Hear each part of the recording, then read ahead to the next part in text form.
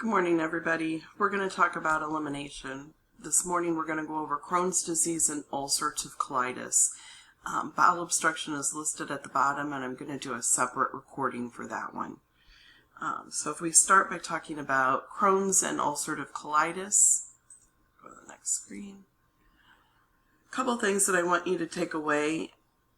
Inflammatory bowel disease encompasses both Crohn's and ulcerative colitis. They're based upon, that term is based upon symptoms. So classic characterization of Crohn's and inflammatory ulcerative colitis is chronic inflammation. That's where we get that inflammatory bowel disease classification. It's a chronic inflammation of the intestines with periods of remission and exacerbations, and that applies to both Crohn's and ulcerative colitis. Both of those are chronic inflammatory processes of the intestinal tract that have periods of remission and exacerbations, and we're going to talk about those. Currently, there is no firm cause for inflammatory bowel disease. It is thought, however, to be, according to your book, an autoimmune disorder and has no cure. However, we are able to treat the symptoms of both ulcerative colitis and Crohn's and manage symptoms. With that said, ulcerative colitis can be not cured, but greatly reduced with surgery and the use of an ileostomy. Crohn's disease, we try, and I'll talk about this later, we try very hard not to do any kind of surgical resection to cure Crohn's disease because that inflammatory response will just reoccur where the surgical process was done. And we'll talk about that later in this presentation. So what I want you to understand is inflammatory bowel disease includes Crohn's and ulcerative colitis.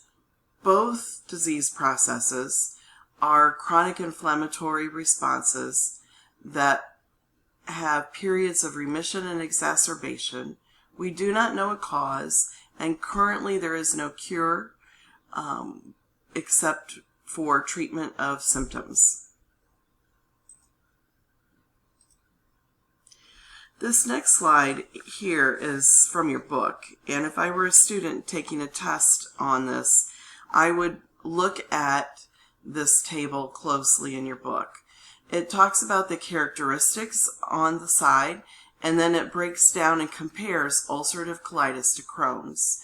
So we can see that some of the major things that we identify with ulcerative colitis and Crohn's is, so for example, if we're looking at ulcerative colitis, there is very little malabsorption or nutritional deficiency noted with ulcerative colitis.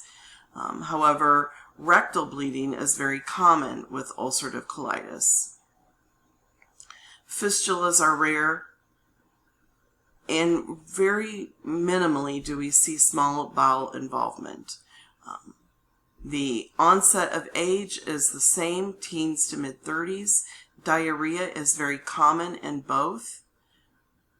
So that's a little bit of the clinical manifestations that you would see with ulcerative colitis versus Crohn's disease. Again, starting in the same, teens to mid-30s.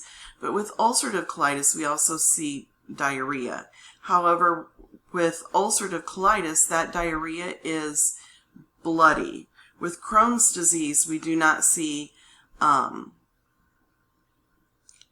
rectal bleeding. You can see that down here. It says it's infrequent. So we will see diarrhea. They will present with fever. They will present with weight loss. They will also have malabsorption disease or disorders, such as nutritional deficiencies.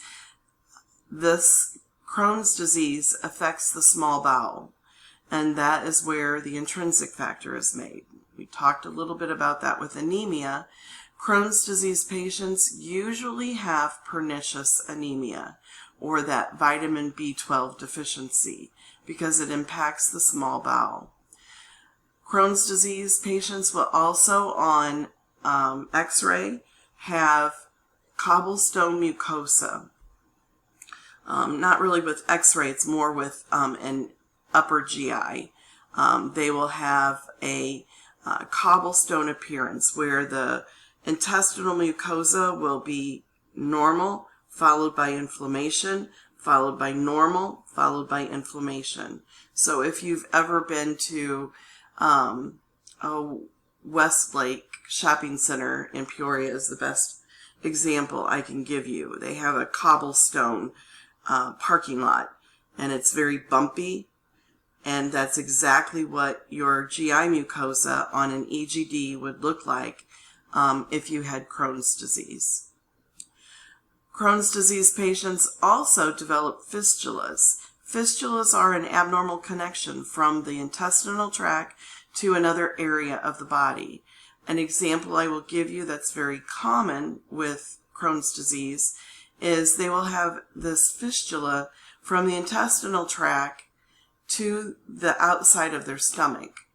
In other words, their body has this inflammation in the intestinal tract. That inflammation can cause an abscess, which then leads to a fistula. That infection has to go somewhere. So it forms a tract or an abnormal connection and creates, if you will, a natural stoma where the patient will report seeing a small hole in their abdomen out on the skin and leaking stool from it. So it's basically your body creating its own stoma. That's an emergency, and the patient needs to go to the emergency room. Another common fistula that we see with Crohn's disease is in women. Very often that GI inflammation, if it doesn't go to the outside of the stomach, it will form an abnormal connection to the vaginal opening and or the urethra. And women will report having stool when they urinate, or having stool from their leaking from their vaginal area. Those are signs of a fistula. Crohn's disease, as I mentioned several times already, affects the small bowel, and we're going to see that more in the next slide. So this slide here really talks about where these different disease processes work. So with Crohn's disease, we can see that it starts in the small bowel, starts up here in the small bowel, coming from the stomach, and it goes down to the lower intestinal tract, right? Whereas ulcerative colitis, this is why we see the rectal bleeding. Ulcerative colitis, that inflammatory process starts at the bottom of the GI tract and can work its way up. Very rarely do we see ulcerative colitis working its way all the way up to the small bowel. So hopefully that visualization is helpful to you. Again, this is a picture from your book. I want to go back to the previous slide and talk a little bit about these clinical manifestations. So I already talked about the bloody diarrhea. I want to build on that a bit. Ulcerative colitis, because of the inflammation in the lower part of the colon and the rectum, that is what causes that bloody diarrhea to occur. Crohn's disease can result in inflammation of the GI tract and from the mouth to the anus, but it usually involves the ileum and the proximal colon, which is the small intestine. Colon cancer is increased in both of these disease processes after a 10-year history with the disease. Crohn's disease is usually more the small intestine cancers, whereas ulcerative colitis is colorectal cancer. Ulcerative colitis is usually cured after a colectomy is done.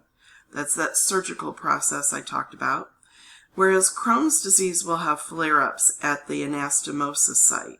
That's where the two sites, if there's a colon resection, that's where the two sites of the colon are connected. That connection is called an anastomosis.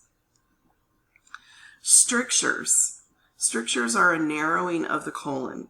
And with Crohn's disease, we see strictures at the area of inflammation. And it can cause a bowel obstruction, or it can cause microperforations. These microperforations can affect the entire bowel wall. Think about with a microperforation, think about blowing up a balloon, and if you blow it up too far, it starts getting little holes in it. And that's what a microperforation is. The inflammation of the colon gets to be so much that it starts developing small perforations or small holes in the bowel wall. That can cause intestinal drainage to leak into the abdominal cavity, causing peritonitis and sepsis, and ultimately death if it's not treated.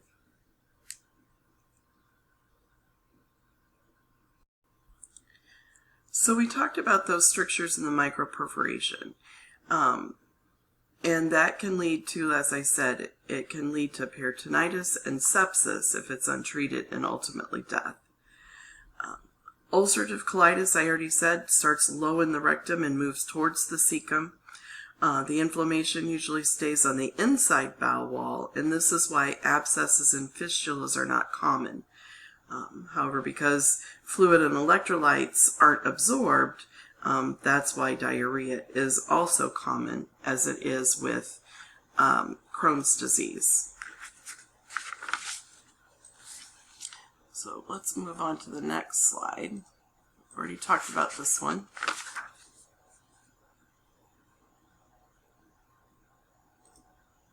And let's talk about some diagnostic studies.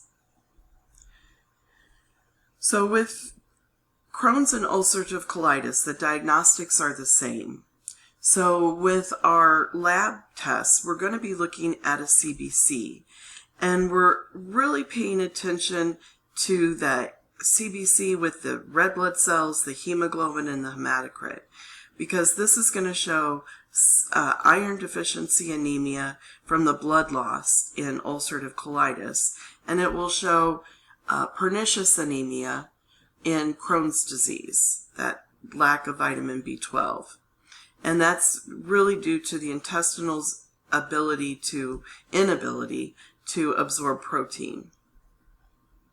We're also going to see an increased white blood cell count, and this may be an indication of toxic megacolon or a perforation in both Crohn's and ulcerative colitis.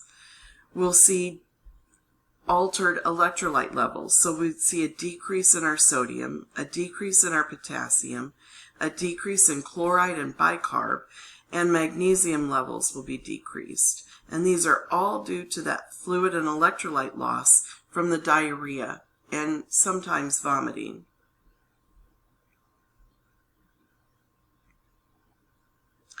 Hypoalbuminemia, so a low albumin level, is also present with mainly Crohn's disease, and it presents with severe disease as a result of that poor nutrition and protein loss. So with hypoalbuminemia, we would see low albumin levels. We may also see low creatinine levels. That's because the body is pulling protein from other areas of the body. And so we're seeing protein loss with a decrease in our creatinine levels. Has nothing to do with kidney disease. We'll talk about that next week. It may also see an increase in an ESR. An ESR is the accelerated SED rate, or a C-reactive protein. Both of those tests are lab tests that look at inflammation. And so those tests are done and will show an elevated level due to the inflammatory process. We can also see a double contrast barium enema. This is used to diagnose the disease. Usually it's done with ulcerative colitis. With the double contrast barium enema, we need to make sure following that procedure that they push fluids, because we need to flush that barium out. Otherwise it becomes concrete in the intestinal tract and they have to have a colon resection. We can also see a small bowel series done. This is an x-ray. This is also called a small bowel follow-through. And this is where they will look at the GI motility and how it goes through the intestinal tract. CTs and MRIs are useful in diagnosing inflammatory bowel disease, but the gold standard is the colonoscopy. A colonoscopy is an invasive procedure that requires a local sedative or twilight sedative, and can visualize the entire large intestine and sometimes the distal ileum. So it's very useful in looking at, obviously, ulcerative colitis, and depending upon where the Crohn's disease is, can see a little bit of that distal ileum, which is where Crohn's disease affects.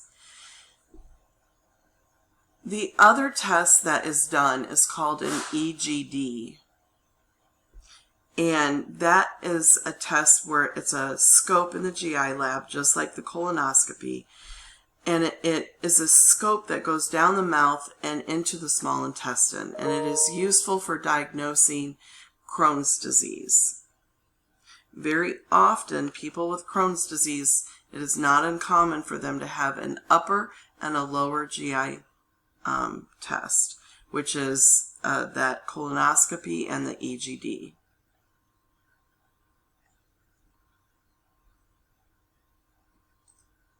Oops, I'm sorry, guys. So we talked about these diagnostic studies. Let's talk about collaborative care next.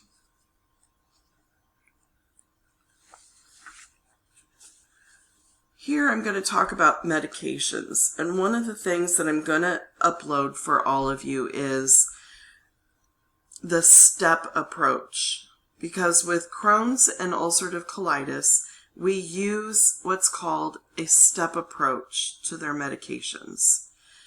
I'm going to talk about their medications, but I'm going to give you an additional upload that talks about the same thing that I'm talking about here. It's just an additional study resource for you. So with collaborative care, our goals of treatment is to rest the bowel. And so how do we rest that bowel? We make the patient NPO, nothing by mouth. So one of the things we tell patients with ulcerative colitis and Crohn's is when you start to see diarrhea, then and that's a sign of an exacerbation, then you want to stop eating. You want to rest that bowel and let that inflammation settle down. So we're going to have nothing by mouth. We want to control the inflammation, and we're going to do that with medications. We're going to treat the infection, and we're going to do that with medication. I'm going to talk about that in a minute. And then we're going to correct the malnutrition once the inflammation and the infection has been under control. So let's walk into these medications now. So there's a variety of medications that are given to treat the ulcerative colitis and Crohn's.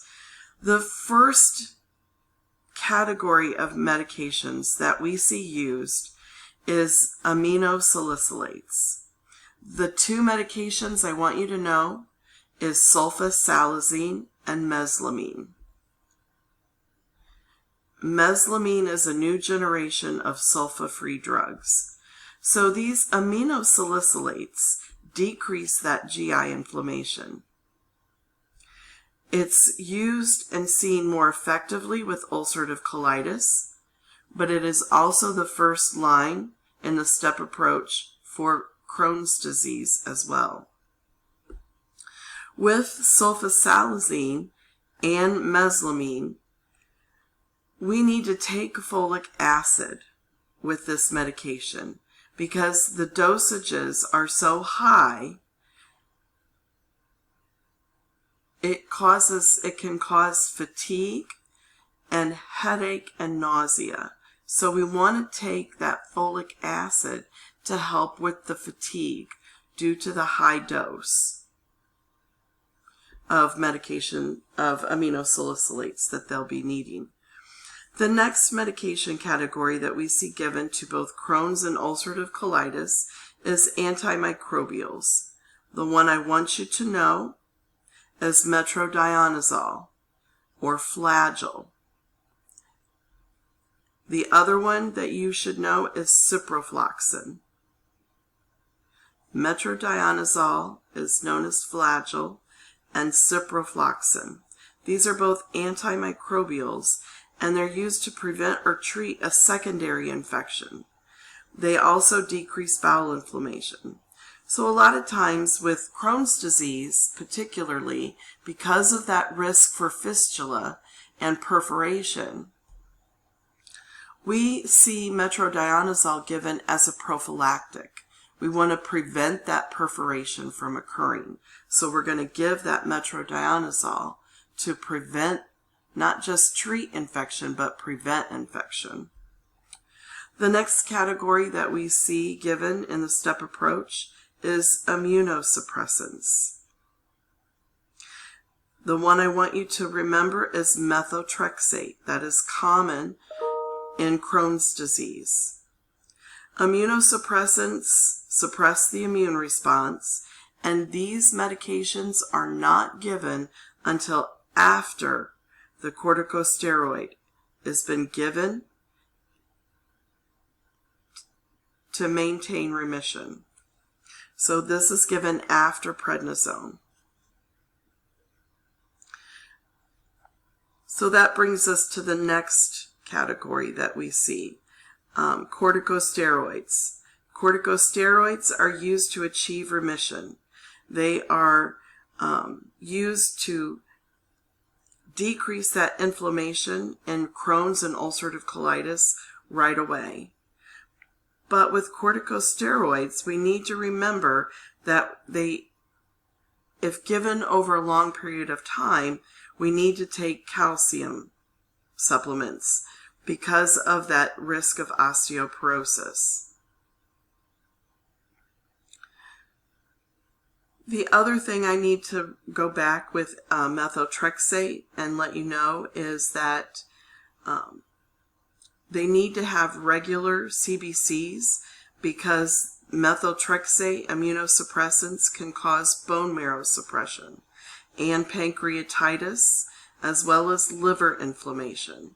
If I were a student taking a test on these meds, I would know to watch if my patient was on methotrexate or immunosuppressant, to watch for symptoms of pancreatitis and liver inflammation.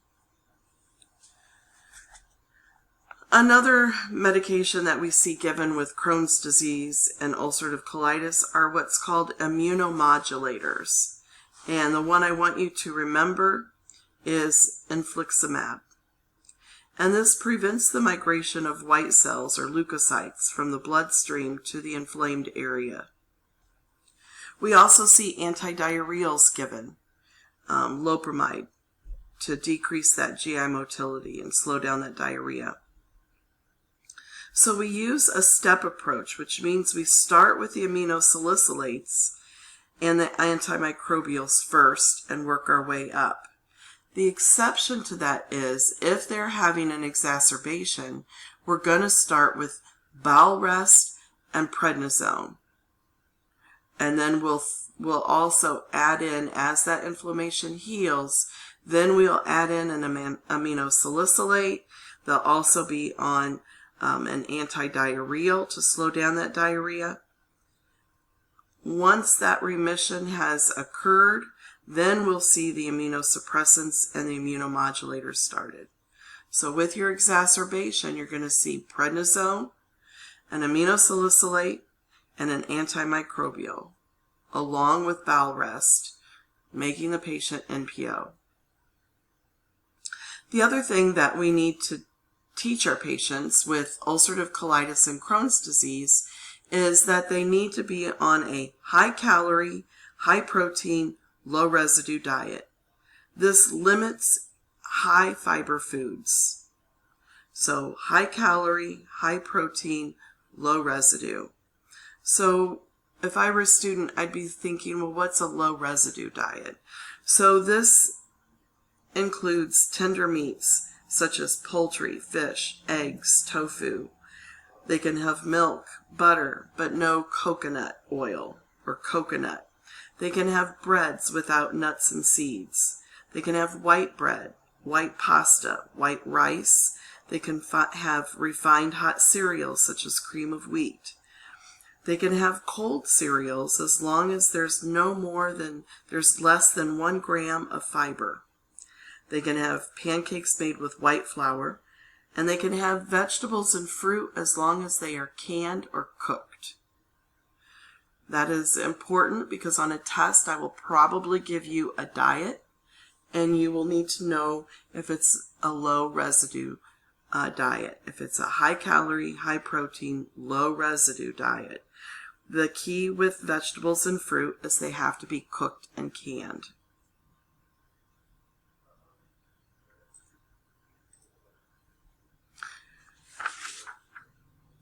So that's, we talked a little bit already about nutritional therapy. During acute exacerbations, bowel rest is important. If it looks like they're not going to be able to eat within 7 days, then as a nurse, we need to start thinking about parenteral feedings, all right? Because they can't have a tube feeding because their GI tract doesn't function. So they need to have a PICC line or a central line, and they will get TPN, total parenteral nutrition. So we would refer the patient, or if we were looking at the previous case study, Sarah, to a dietitian. She would be on a well-balanced, high-calorie, high-protein, low-residue diet. And then we can individualize that meal planning for her. Corticosteroids lead to sodium retention and hypokalemia, so they may need to increase their potassium in foods, or they may need a potassium supplement. Vitamin D is also deficient in people with Crohn's disease due to the malabsorption from the inflammation. So sometimes they're on a vitamin D supplement. So for exacerbations, we want to make sure they're getting a parenteral feeding through the central line.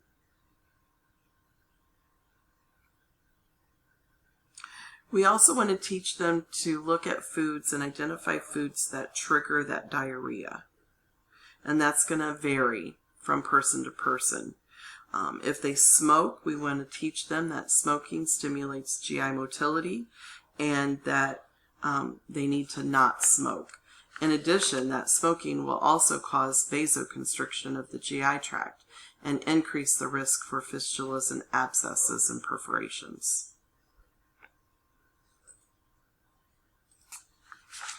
So, Crohn's disease with surgery. So with Crohn's disease, surgical repair is the very last resort. When segments of the intestine are removed, the remaining healthy tissue in the colon is connected or anastomosed. Unfortunately, that's where the Crohn's disease will reoccur, at the anastomosis site. They can develop what's called short gut syndrome, and that's where there's just too little intestinal surface as a result of the disease process and or surgery to maintain life. And so this is the reason why surgery is the last resort. they will end up with short gut syndrome, having a permanent ostomy.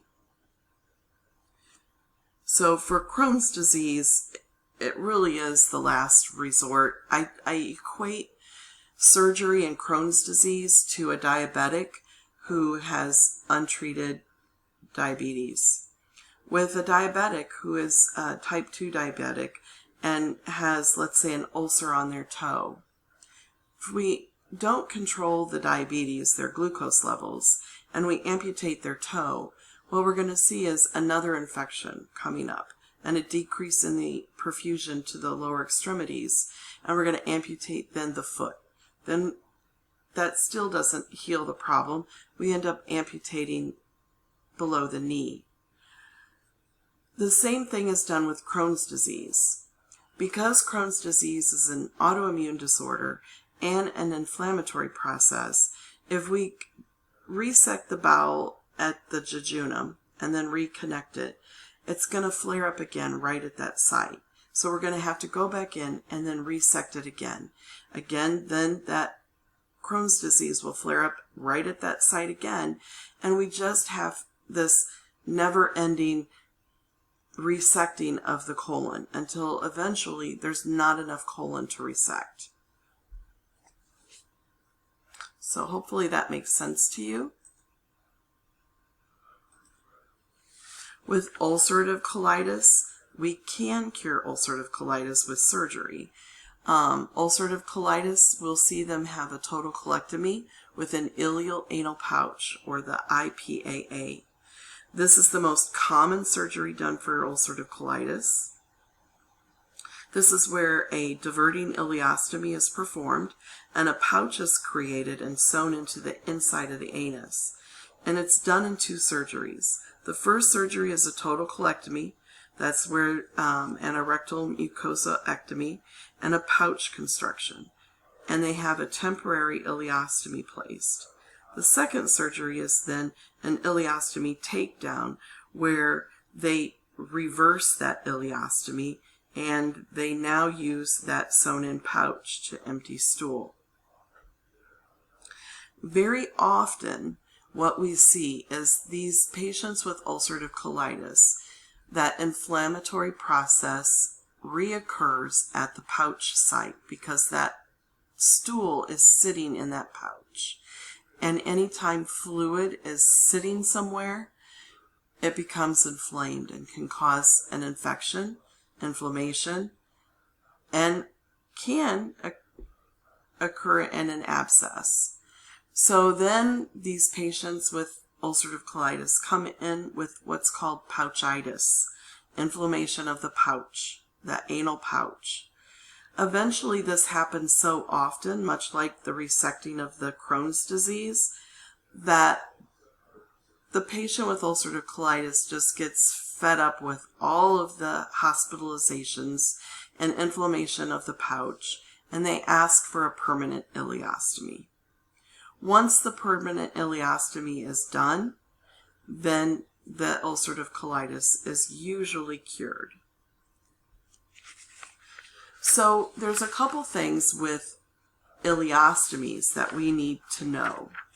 With ileostomies, that stool is very liquid. It's coming from the stomach and the small intestine, and so it's not formed. Because of that, the patient is at an increased risk for dehydration.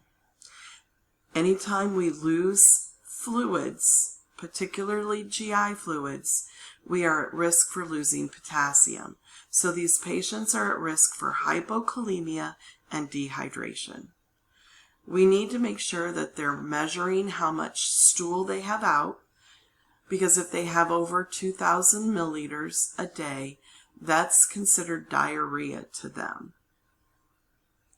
And so they need to call their physician, and we can give them an anti-diarrheal to slow down that diarrhea. Okay? But the biggest thing to remember with an ileostomy is the stool is liquid. Because of that, they're at risk for dehydration and hypokalemia. And they cannot take enteric-coated or extended release medications, because those medications require the breakdown that these patients just don't have because of the ileostomy. So those medications will be seen in their ileostomy bag whole, and they will not get that medication. So patients with ileostomies cannot get extended release or enteric-coated medications. They are at risk for dehydration and hypokalemia.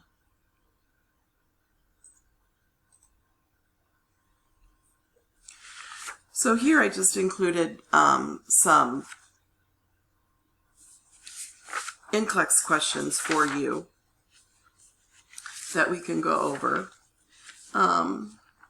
And after teaching the client with Crohn's disease about dietary modifications, you determine that the teaching was effective when they choose what menu. Remember, this is a low residue diet. So we're going to look at the baked cod, the baked sweet potato, and the canned pears, because we can have vegetables that are baked or cooked, and we can have fruits that are canned or cooked. So the answer is A.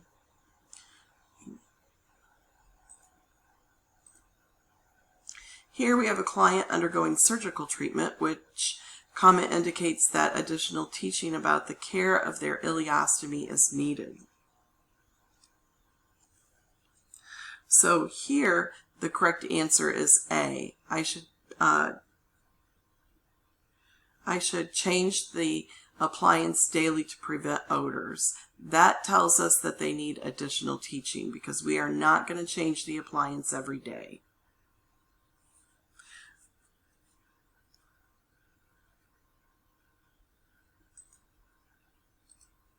All right, and that is all I have for ulcerative colitis and Crohn's.